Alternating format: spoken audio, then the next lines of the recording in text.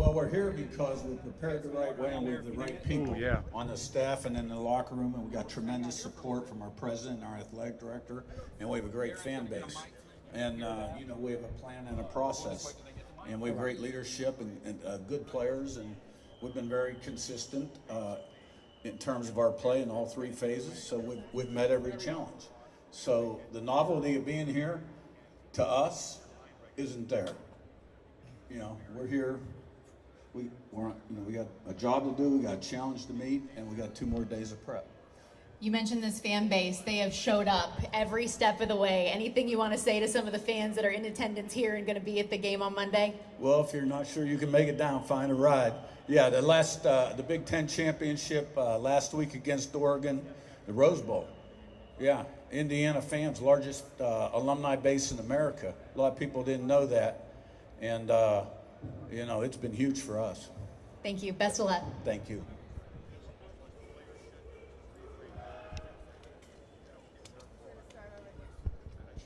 Hey, Coach.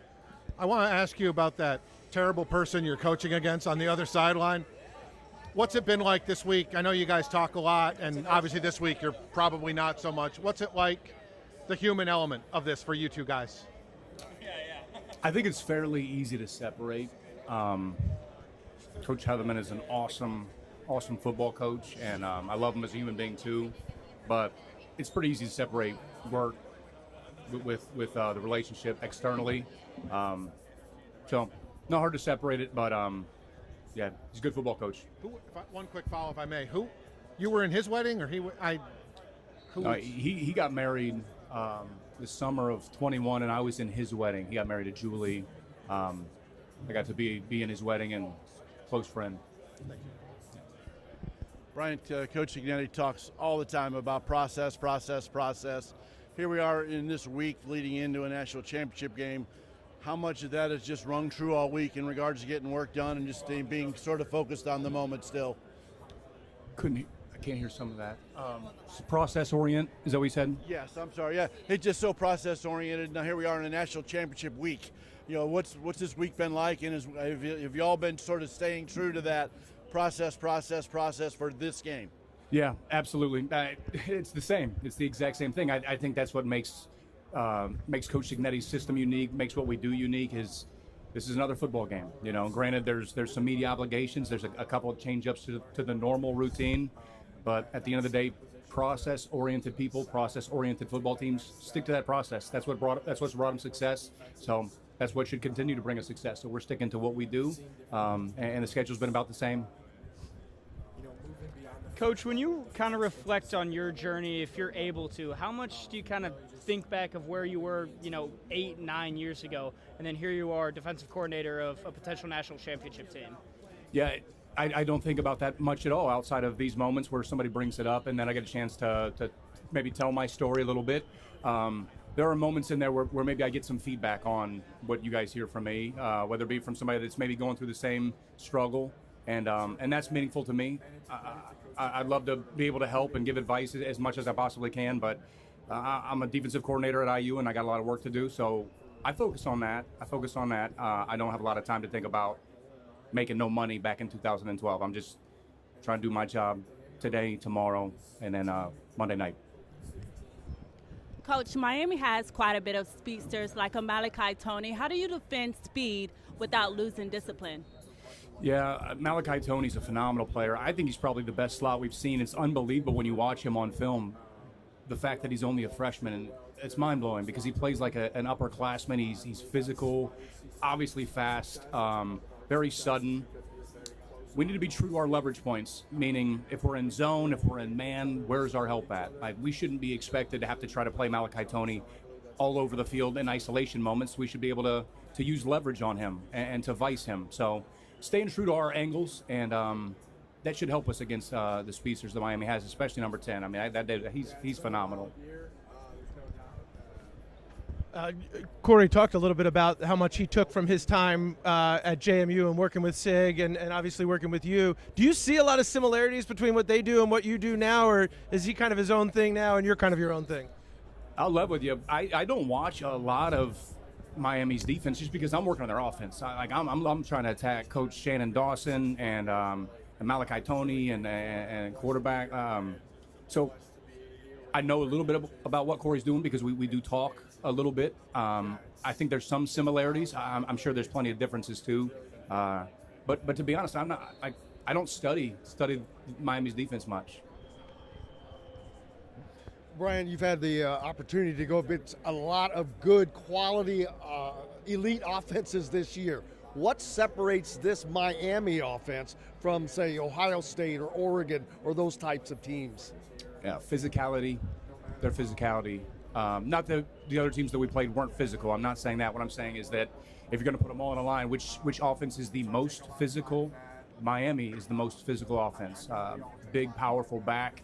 Their offensive line, again, enormous, but these guys play together very well, and they lean on you. They have a system that allows them to kind of turn it into a little bit more of a wrestling match than some other offenses. So it's their physicality that makes them unique. That's why they're here. Very physical on the perimeter, too. We talked about Malachi Tony being a freshman. He blocks like he's 240 pounds, and he's been doing it his whole life. I mean, like, the physicality they show out throughout their entire offense is what makes them so unique. Yeah, Coach, I'm just curious. You talked about preparing for football teams and preparing for offenses. Where does that process start? What does it look like? You don't have to give me too many secrets, but how do you go about breaking down a football team? Well, I start with what they do best. It's like if you play one-on-one basketball against somebody, like, what is this person right-handed? Like, okay, well, I'm definitely going to force him to his left then. Like, let's take them out of their original game plan. So I always want to identify what does an offense do best? What's going to allow them to win the game most easily? If you can identify that, take that away. Priority one. Priority two is what do we do well? Where are their vulnerabilities versus what we can do? So how can we attack them? So I want to make them play left-handed, and then I want to find a weakness that we can exploit. So it starts from there, and then we have such a large playbook amount of content. We just start picking and pulling the things that allow us to attack those weaknesses most effectively. Brian, you talk about maybe taking away some of their strengths. One of the things that Miami has done in this postseason that they hadn't done a whole lot in the regular season is Carson Beck scrambling and making some plays with his legs. What have you seen on tape from that, and how do you guys try to incorporate that into your defensive approach here? Yeah, I think that Carson Beck is leaving the pocket and scrambling, I guess, because his primary reads aren't there. And I think that one huge step that Carson has made in his game, in my opinion, is he's taking care of the ball. So if the first one or two options to throw aren't available, now he's running and maybe it's a gain of 2 or 3 yards, and he hasn't put his offense in peril in any way. I feel like he's very much a point guard of this offense. He wants to distribute the ball to the perimeter to his playmakers. If those looks aren't there, running it and gaining 2-3 yards is a positive play. I think that's a big step for him. He's not turning the ball over. He's protecting it. Get the ball to your playmakers or don't put it in peril, I think has been what he's going for. The goal is to try to take away both things, to take away those primary options, and then also, if he runs it, to put our face masks on him. So that'll be our attack. Hi, Coach. Before the season, the chart said that the Indiana turnover margin of plus 15 is not sustainable. Y'all raise it to plus 21, so you force a lot of turnovers. Miami has lost their games when they had a lot of turnovers. Do you adapt your game plan to looks that you're giving them to make Carson Beck feel uncomfortable and maybe force those turnovers? Yeah, I would love for that to happen. We're going to be looking to create turnovers, whether it be through the deception of our shell disguise, maybe some blitzes, simulated pressures to make Carson Beck uncomfortable. But again, going back to it, he hasn't turned the ball over recently. I think he's protecting it and playing a little bit more safe. Which makes sense because they have so many weapons. They don't need him to put the ball up in the air for grabs. So yeah, I mean, we're definitely going to try to turn the ball over as we always do. But credit to our offense. One of the reasons that we're plus 21 is because our offense doesn't turn the ball over. I mean, we could have 3 turnovers every game, but if our offense is also turning it over, we're right back to square one, right? So credit to our offense taking care of the ball. It's our job to attack and take it away. We plan on doing that. Yeah, Brian. Sorry for my voice, but your defense, you guys have been elite all year. Some people do it for a month or stretch. Why do you think it's been season-long dominant, season-long elite play? I can't hear it. I'm sorry, I can't. Sorry, my voice is shot. Your defense, it's been elite all year. Some people do it for a game, a month, whatever. Why have you guys been able to put together the whole season of this level of defense? I think it's because we break it down one game at a time. We're not trying to be great for the whole season. That's not the goal. The goal is to be great for one game, right? And then put that game to bed. I think we do a healthy job as a staff of identifying miscues, trying to clean those up. That way, as you do go into the next game, again, just a one-game season, you've corrected some of those issues that might be attacked again. So rinse and repeat, right? Correct the mistakes, correct the issues, and then attack 1 week at a time. So obviously you can extrapolate that, look back on it and say, well, you've been great for 15 games now, but all we see is what have we done most recently? We had a lot of errors in this most recent game, especially in the second half against Oregon. I didn't like the second drive of the game after D'Lo got the pick six. I mean, I think it was a 12 or 14 play drive, 75 yards. Big errors in there. We got to clean those up. If we do, then maybe we could be successful one more week. Yeah, absolutely. Coach, Miami, a lot of tight splits up front with their offensive line. How does that affect you, especially with the movement that you guys do up front? Yeah, it's a great question. They do a really nice job, and it really plays into their skill set. They're big, cut down on those splits, take away our ability to kind of fracture and create angles on some of their run frames. I don't 100% know how that's going to look against what we do, but we have a plan for it, and we plan to exploit, because anytime you try to take something away, you open something else up. So maybe the tighter you get opens something else up that we can look to attack. But there's no doubt about it, with the size that they have, with the strength that they have, and their ability to kind of just make every single play a wrestling match. It should be a unique matchup in the trenches there. Yeah, good question. Coach, I wanted to ask about Jamari Sharp and his improvement over the last 2 years. What's led to his improvement and becoming an elite corner in these last few games? Yeah, I think he's got a fantastic corners coach. Rod Ojong is an elite corners coach, and D'Angelo Pons will second that. So he's improving his technique. He's improving his pre-snap indicator, which leads to faster reaction times. So, we talk about the pick six that we saw from D'Lo. Like, there's a lot that goes into that other than D'Lo's just a fantastic player, right? There's splits, there's tendencies, there's tells, there's backfield location, there's splits of offensive linemen. Like, there's a number of things that you can take away. Jamari's tapping into those same things. What does the split of one mean? Where's two? Where's three? Who is three? Like, what can you glean from an offense before that ball is snapped? That's football IQ. So I think Jamari's tapping into that. His technique, like I mentioned, his physicality has improved, which is going to need to show up in this game. I'm proud of Jamari Sharp. I think he's growing as a corner, and future's still bright for him. He's still young. And I want to ask about, too, what is his relationship like with D'Angelo on and off the field? Yeah, I can't say it's not like Jamari, D'Lo, and B. Haines hanging out together. They seem like they have a great relationship. I think a lot of these guys, to be honest with you, are really close. I think it's one of the things that makes us a good defense, a good team. These guys are brothers. They play hard for each other. They believe in each other. I think D'Lo gives other people around him confidence the same way I think Aiden Fisher does. I think sign of good leadership is what impact, how much better can you make the people that are playing around you? Do you make your teammates a better football player? I think the answer for D'Lo in his relationship and how he affects Jamari's, he makes him a better football player. Yeah. Thanks, Coach. No doubt. Coach, I know you and Corey are very tight, right? Heatherman, best men in each other's wedding. You just tell me a little bit the root of that friendship and kind of, this is pretty small world surreal, right? I know football coaches cross paths a lot, but this is at a rather large stage. What's that like to go against your buddy? Yeah, it's a unique situation. I was in Corey's wedding a couple years back. I think it was in 2021. He's a good friend. He and I have stayed close. I respect him as a football coach. When he got hired by Coach Signetti at James Madison, I was kind of hoping that I would get a chance to run the defense at James Madison. And I wasn't. I got the co-defensive coordinator title, and we brought Corey in, and I wasn't sure how that was going to go because I felt like I was maybe ready. I felt that way, but maybe I wasn't. I thought I learned a lot from Corey, and what I love so much about Corey, and this is what makes him such a good coach, is he wanted to collaborate. He came in with a great scheme. Hey, here's my main stuff. Like, puts on the board. We're looking at it. We're watching the film, watching crazy amounts of cut-ups because he's a football junkie like the rest of us. And, we had a good staff, and we kind of bounced some ideas. We were doing some things similar, some things differently. He was open to new ideas. He's a collaborator, He didn't slam the scheme in our face, say, this is what we're doing. It was all of us, me, Ajax, Ryan Smith, Matt Burkett, Corey Heatherman. We're working together to try to make the best defense that we could. That's the sign of a good defensive coordinator. And from day one, I've known that Corey's a good man, a good human being, damn good football coach, good friend. Absolutely.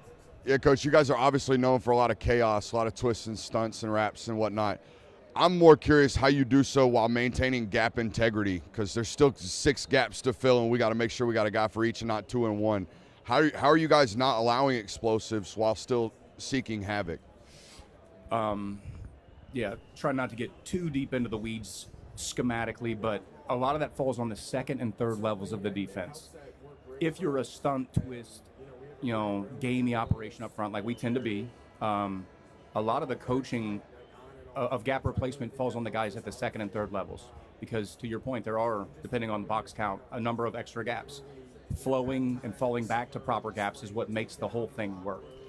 If you're going to be a one gap linebacker operation, you can't do many twists and stunts in games. You better keep your defensive linemen in their gaps so everybody can just fit their gaps. So the teaching, the eyes, the training, the gap replacement theories that we use at the second and third levels allows us to junk up the front. When you talk about kind of junking up the front, against a gap scheme team, I know that means one thing, but against a team like Miami, it's going to give you a lot of zone, a lot of man-blocking duo type stuff. How does that kind of change what you guys do, if at all?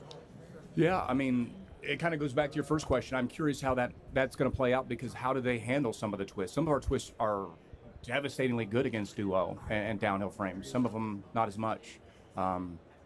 So they still have to block our stunts now too. Like how are they blocking some of what we do? And if a certain stunt isn't hitting, what that tells me is that a different one will. So, and to me, that's the game within the game, is after those first few drives, after quarter one, at halftime, like what changes need to be made? How can I call the defense more effectively? Because that stunt's not working, that game's not working, this blitz didn't hit. We've got plenty more. So if something isn't hitting the way we want, better change that scheme up, because something out there in our scheme is a banger. We got to find it. Thanks, Coach. Yeah. Hey, Coach, what are the keys to containing Malachi Tony? Malachi Tony? The keys to stopping him? It's a tough one. I would love to be able to stop number 10. Not all my calls are going to be able to do that. That being said, a number of my calls do highly account for where he's at and where he's located. We typically play a lot of zones. We play some man. We play some quarters. We play some Tampa 2. I think one way that we can potentially slow him down is to confuse him. If he's not 100% sure what coverage we're in, how does he know how to adjust his route accordingly? So I'm a big fan of deception, one, to a quarterback, but two, also to playmakers on the perimeter. If they don't know exactly what hole to sit in to find the soft spot of the zone, I think it plays to our favor. So I'd like to have great deception and keep number 10 maybe a little confused. All good? Good. It's definitely tough. Just so you know, to this mic, it doesn't pick up anything. It's just for the transcriber. I can't even hear anything. Just for, like, the transcriber. Oh, okay.